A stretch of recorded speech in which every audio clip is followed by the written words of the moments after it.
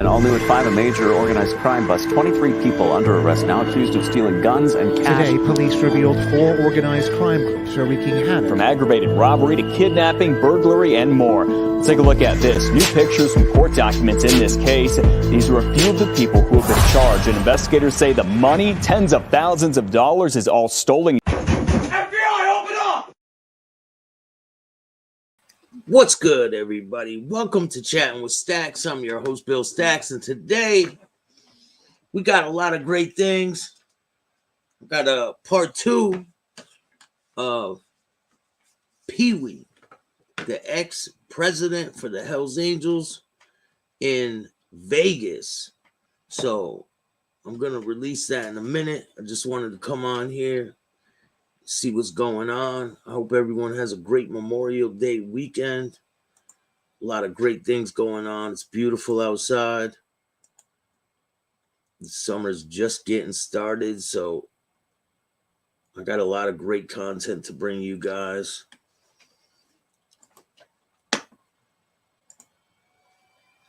Lindsay, how are you? Shout out to everybody that watches the show. I appreciate you. I'm trying to get the interview for you right now. Make sure you tell a friend to subscribe to Chatting with Staxx. We got a lot of good guests on the way. Dave, what's good? Boston Laborers Union. This is a really good interview, and it's probably like 9 parts. So this is part 2. If you want to see the whole episode, just go to Patreon or join the membership on Chatting with Staxx, and you'll be able to see the whole interview. It's like an hour and some change long, each one, and there's like 3 of them. But the first one is up now, and I'll be dropping more as time goes on. But I might come on later because I have so much content for you guys. There's an update in the Joey Merlino arson investigation. So we're going to talk about that a little bit. Without any further ado, let's get to the content. Hit the like button. See you guys in a little bit. That maybe gross misdemeanor battery into attempted murder.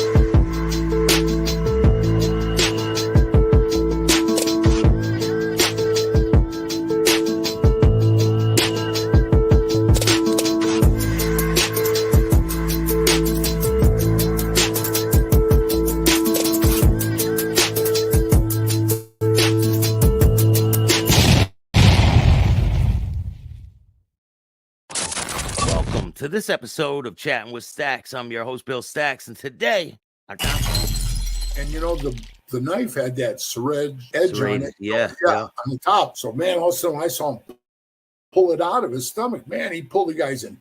Everything came out. And I just kind of looked over and I was like, whew, time to bail from you're a prospect at this point. No, I was a member. You were a member. I was a member when that happened, yeah.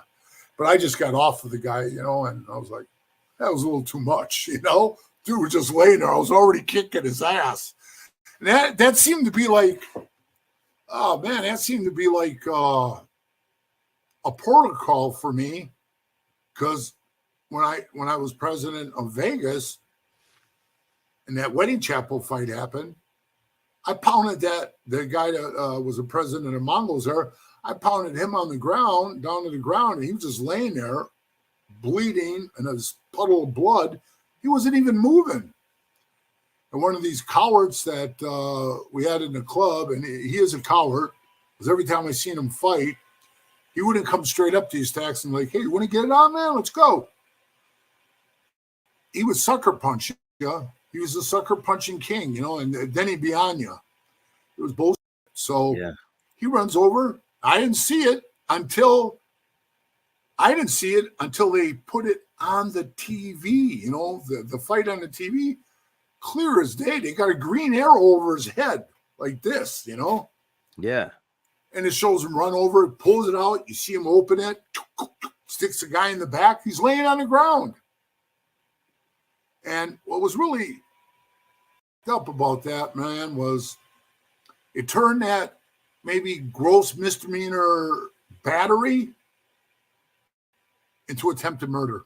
That, like that.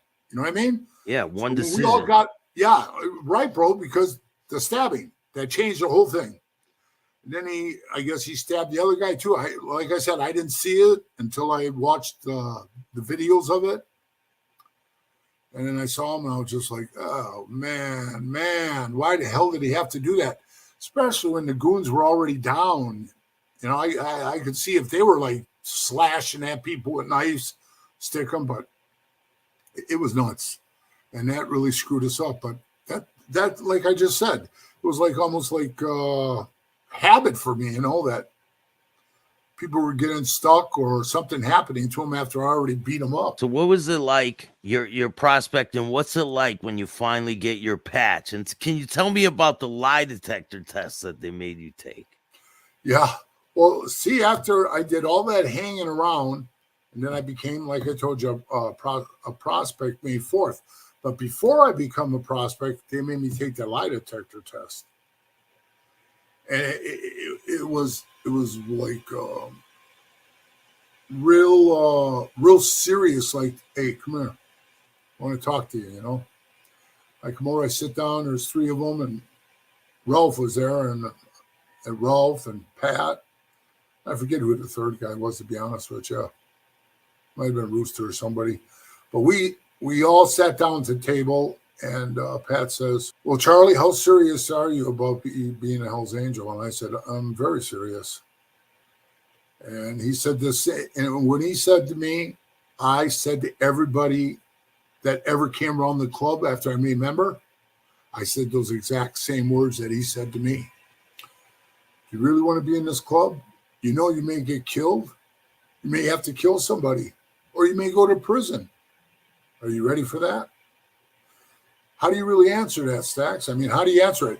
You know, the guys that sit there and do this? Yeah, hell yeah, I'm ready. Those are the guys you just walk away from, bro. Because that guy's too gun-ho. So I didn't really know how to answer that, to be honest with you. So I just kind of looked at him and said, well, I guess we'll just have to wait and see when the time comes, you know. I'll react in accordance the way I believe I have to, you know. And he goes, all right, well, we're going to ask you right now to do something. Bro, I was sitting there, I'm thinking, oh, no, man, because, you know, I was like, no, I pounded probably 200 people in the city and state of Wisconsin. I mean, knocking them out left and right. But, you know, never ever went farther than that, you know? Yeah. So. And you're thinking they're going to. Yeah, you know what I'm thinking. Yeah. Yeah. They're like, you ready for this? And I'm like, yeah. And I'm waiting for them to say, we want you to whack this. And I'm thinking, oof. Because, you know, in my head, I'm thinking, can I do this? And would I do this? And it was a lot of would have, could have's. And he says, all of a sudden, he looks at me real straight up. And he goes, we want you to take a lie detector test. You're like, what? Yeah. Hey, actually, bro, I was relieved. I was like, whew. Yeah, sure, I'll take a lie detector test. So they set it up. I went over to the guy. He hooked me up to all the machine, the whole thing. And it was at an office. They don't do it like at the clubhouse or nothing. You got to go to legit. Like a legit. Yeah. Yeah, to this private eyes office and sit there and then you get all wired up and however they do it. And then, you know, they just sit down and they just ask questions like, you know, you and I are doing right now. And, you know, it's all yes and no questions, right? That's the only way you can answer them. So know, he starts off with simple shit like, is your name Charles Goldsmith? Yes. Are you 38 years old? That's how old I was at the time. And I'm like, yes. And he says, just to see, you know, how the questions were going to show if I was lying. He says, do you live in the state of Illinois? You know, where I just told you where I grew up. So I said, no, you know, and they were just making sure that. And then he told me, baseline, right. And then he told me to lie on one when he asked me a question like that. And he says, I want you to tell me the opposite so they could see like the line, the lie or what the lie movement of the lines or wherever the hell it is. So then, you know, he started asking me questions like, did you ever testify for the prosecution? And I said, no. And he said, were you ever a cop or a security guard or anything? I was a bouncer at, you know, at clubs at the door, but I never wore handcuffs or had anybody arrested or called the cops. So I said, no. And then he said, do you want to hurt the Hells Angels and their families in any way? I'm like, no. Then he made me go sit outside for like 15 minutes, and then the guy rearranges all the questions. And you go back in, he asks you the same shit again, but in different sequences just to see if everything lines up. So they said, well, we'll get back to you and we'll let you know what the results are. And we can't let you go any further until that.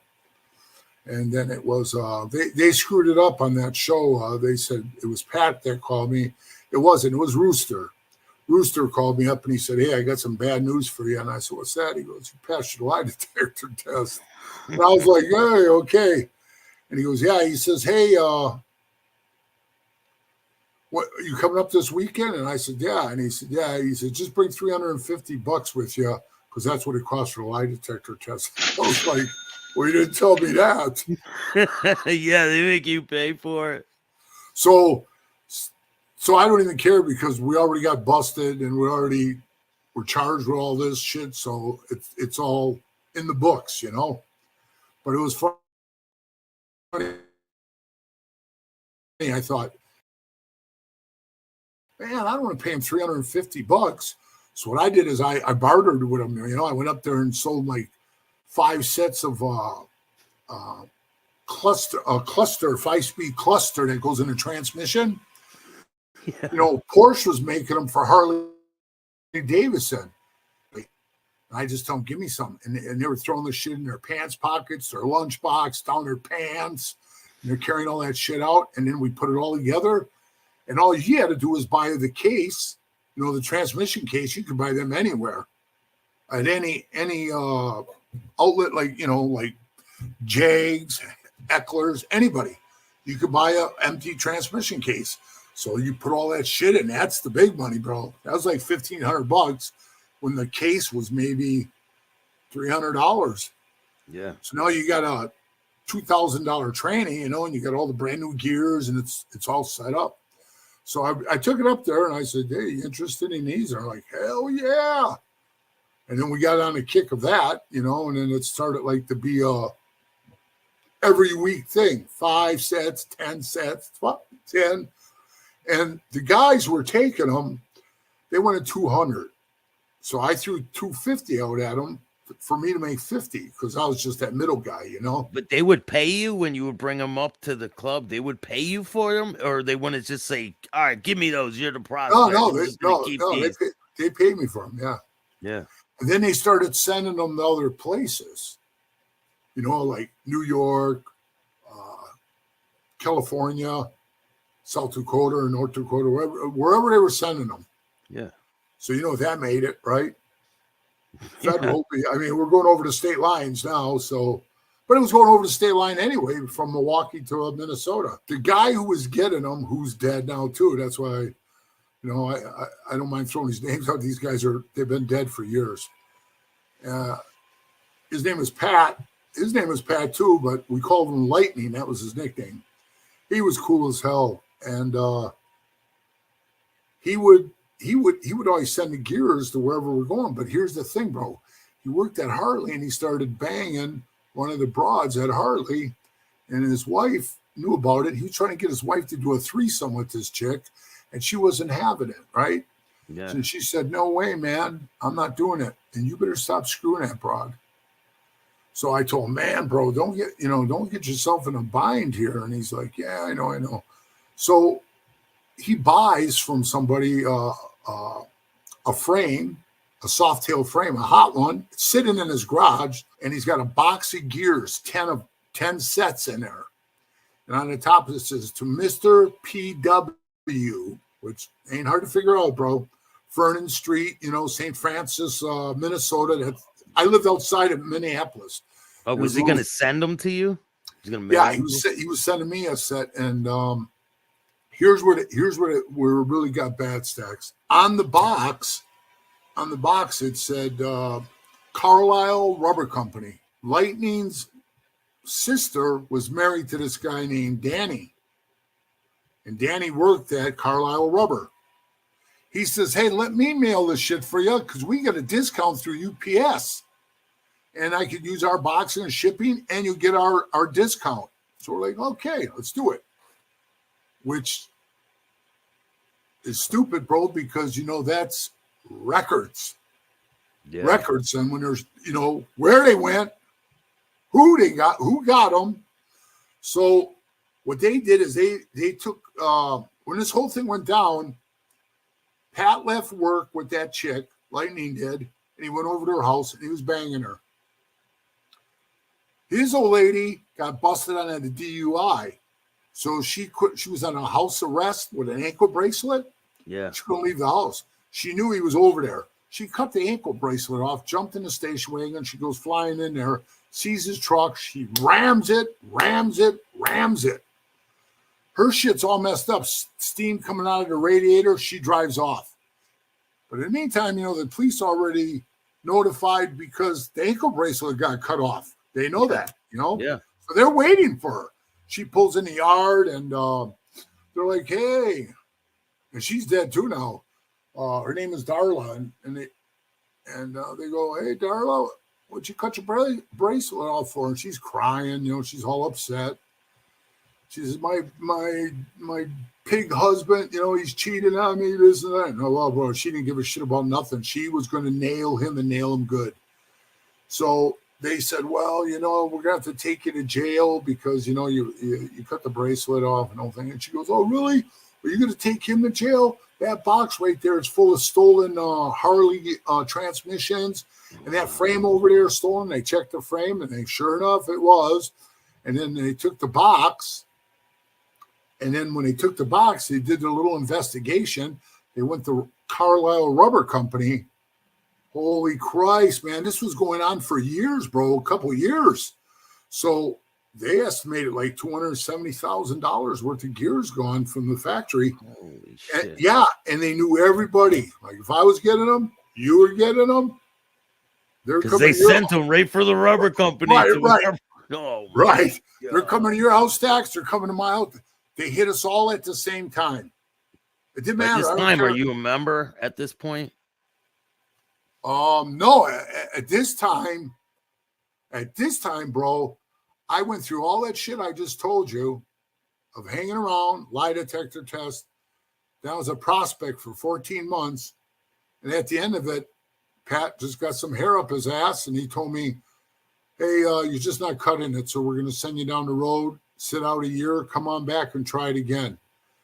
And everything I ever did, like I told you, the wrestling, kickboxing, I always excelled at whatever I did. And I was thinking, I can't even get into Hell's Angels. I did everything they asked. I moved up there. You know what I mean? My dues are all paid up. I'm not some slouch. I got a new bike, what the hell do you want, man? I've done everything. What do you mean I'm not cutting it? I don't get it. I'm not cutting it. I looked down the table to see if anybody else had, and they're all looking down at the table. Nobody was looking at me, bro. It was like, it's a feeling like I can't even describe to you. Like they didn't want no part of it. It was just Pat. And, after that happened and I left, believe it or not, I walked out of that meeting room with no rocker. I had to hang up my rocker. They gave me back the money I had coming back to me because I paid my dues up, you know, and I walked out the door and I was actually relieved. I felt like I took this huge shit, you know what I mean? And I was just like, whoa, because it was just so much bullshit. And getting back, way back to when you said, hey, was there anything I saw that made me think, am I doing the right thing here? I got a good one for you, Staxx. I got hit by a car. And August 28th of, I believe it was, 94. And 1994, August 28th, this kid pulls out of a gas station. He broadsides me. I'm doing about 40. Well, actually, I broadsided him. He pulled right out in front of me. I seen him. I dove off the bike. I thought, let the bike hit him. When the bike hit him, it just disintegrated. Yeah. Which I would have been on it. So I hit the ground at 40 miles an hour, bro. No helmet. You know, and I hit the ground and I broke my pelvis, 3 ribs, my wrist, and my scapula, right? I'm sliding along the ground. I'm laying there. I puncture my lung. I could barely catch my breath. You know, I'm laying there trying to breathe. And Pat pulls up in the truck. He's going home from work because his shop was right down the street. And he pulled up in the truck, Staxx, and he looks out the window and he goes, hey, you know, he had like, he was, I think he's originally from Missouri or something, but he had like that like Southern drawl to his voice. Hey, Bubba, you okay? Well, hell no, I'm not okay. I'm fucking laying in the road here. You know what I mean? The bike's all smashed. I can't hardly breathe. I could hear the ambulances coming, but they weren't there yet. And I said, no, I'm not all right, man. I think I punctured my lung. And he says, well, the ambulances are coming. I can hear them. They'll be here shortly. So he says, let me know. Call me tonight. Let me know what's going on with you, all right? I said, all right. He drove away. So, I mean, I just met you, you know what I mean? But if I saw you, I would have stopped and jumped out, ran over Staxx. You okay, man? Yeah. I would have stayed there with you till the ambulance got there. Yeah, you know, I mean, I just met you, you know? Yeah. So I'm not going to lie to you, bro. I was laying there thinking, you know, am I doing the right thing here? I mean, is this part of the brotherhood?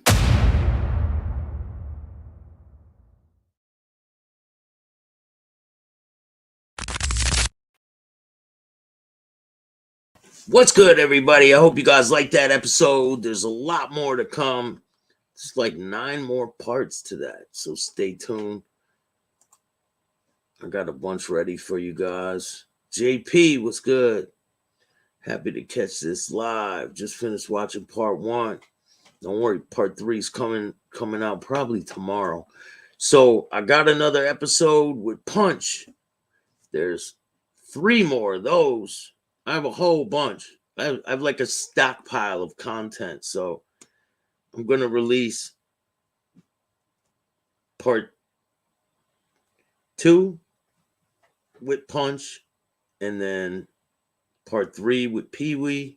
And if you want to see the whole episode with PeeWee with no interruptions, join the membership and you'll be able to see it right now. So I got some pictures. I wanted to show you a couple. It's PeeWee and Sonny Barger.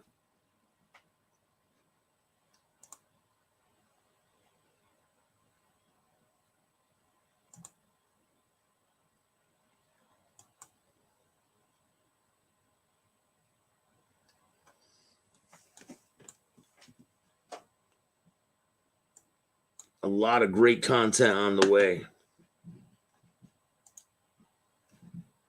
Great interview. Thank you, Lindsay. Great stuff, Dave says. Thanks. I think it was jealousy from Pat Matters. Yeah, Pat Matters was a real piece of work, man. And recently, he was on, what was it, A&E. They did a documentary on A&E that's releasing like episode after episode, kind of like how I'm doing this one. But Pat Matters throwing in a bunch of lies about PeeWee. It's crazy. I mean, he doesn't have any problem telling telling what it was. You know, it's been a long time and it's his story. But Pat Matters, he's one of the worst. Straight up informant. He ratted on the Hells Angels. He still lives in Minneapolis. You believe that shit? Crazy. Turned on his own brothers. Pat Matters is one of the worst people out there. They recently did a poll about who the worst president was. And guess who won it? Ding, ding, ding. Pat Matters did. He was intimidated by PeeWee. 100%. I believe that. Because he knew PeeWee saw right through him. I think PeeWee was doing what it took to be what he wanted to be. And got to respect that. I think he knew that if he let PeeWee in, he would have, because a lot of people like PeeWee. He's a personable guy. So I think you're right about that, Dave. He was threatened by him. He was intimidated because he knew PeeWee saw right through him. Definitely PeeWee.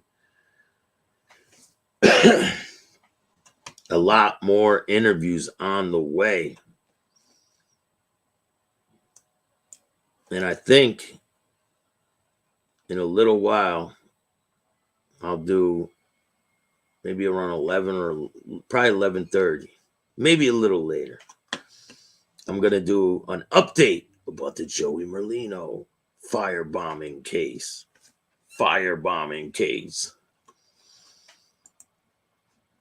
So I'll be back on. Stay tuned for that. I'll make a thumbnail and I'll make a link soon and you guys can check it out. But stay tuned. There's more content on the way tonight. And make sure you join the membership so you can get exclusive content first. I have so much to bring you guys.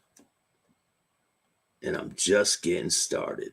So if you like this show, hit the like button, subscribe, hit the notification bell so you can get my videos every time they drop. And if you don't like it, too fucking bad. Start your own podcast.